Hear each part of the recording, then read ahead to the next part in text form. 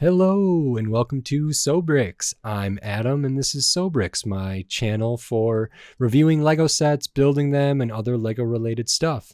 In this video, I'm going to be taking a last look at the Lego Creator 3-in-1 Exotic Parrot set 31136. I've already done a video of my review of the main build, the Parrot, and I've already done a video of the build for this first alternate build, this fish, as well as a review for this fish. So I will link those in the description, but in this video I'm going to take a look at the final alternate model here for this set, which is this frog. So I'm going to disassemble this fish and then put together the frog and then give my review of that build and the kind of set as a whole. So I will speed the video up while I take apart the fish and speed the video up while I build the frog, and then I will slow it back down to give my thoughts. So until then, enjoy.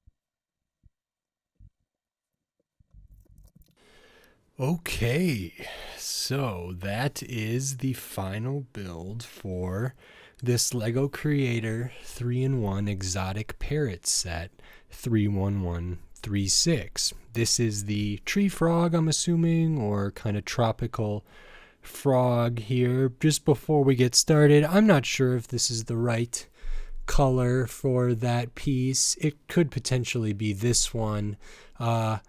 For some reason it looked a little different to me on the booklet, but in the actual instructions it's pretty difficult for me to tell. So I used I think it's pinkish, but it could be a different color. I don't know. And I used the wrong color for the eyes the first time, perhaps. It kind of depends, I think. So I don't know if these are supposed to be red or green. If I double check the back here, there's only 3 greens, so these should be red because there's 2 greens here, 1 green here. This frog is okay.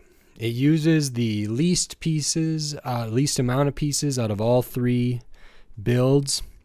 Online, on the Lego website, they describe all of these sets as like a posable parrot, a posable fish, and a posable frog. The parrot doesn't have that many posing options. I mean, a little with the tail, a little bit with the wings, but like the head doesn't swivel at all, and the wings don't have too much range of motion. The fish kind of can just lean back and forth, and the frog, the back legs are on ball joints, so they can move. There's not too many poses it looks like to me, but I do like that, for example, it can stand up on just its two hind legs. That is nice. So it looks like a kind of pouncing thing. There's a little bit of range of motion in this mouth. I would have liked maybe something to indicate perhaps a tongue or something out of this, which I think would have given it more life. Using these foliage elements or leaf elements, plant elements as feet, I think is a smart use of pieces. It doesn't really work for me. Sometimes you look at a tree frog and they'll have like 3 toes that can splay out really well. So maybe it could have worked if there was just changed a little bit, but having these 5 thing here maybe isn't the best for me, but it's interesting, and there could be frogs that have that. I'm not sure.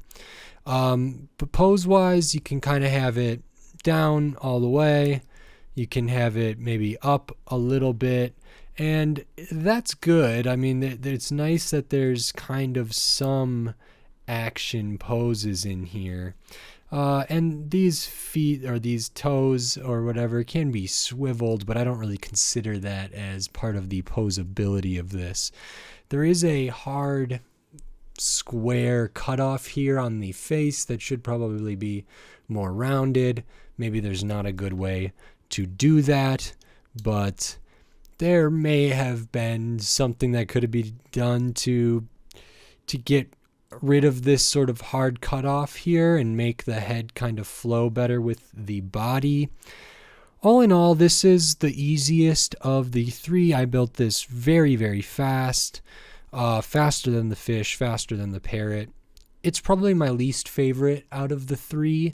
And I wasn't a huge fan of the fish either, so the parrot for me is the best. I thought it had the most interesting builds. I thought it used the parts in the best ways, and I thought it was the most pleasing to look at. And in large part, that's because of the stand and the plant elements that are used to not only hide the stand, but kind of decorate the set in a more meaningful way than either of the side builds really ever did here. So this is certainly fine. I think the set is still a really, really good value for 253 pieces for $20. A lot of good colors in here, and colors that I didn't always have. And I think the parrot model is so good on its own that it's really, really nice. And then, everything else on some ways is just a bonus, but in a Creator 3-in-1, you're kind of also paying for the other models. And so I usually like those to be good. And occasionally they are really, really good.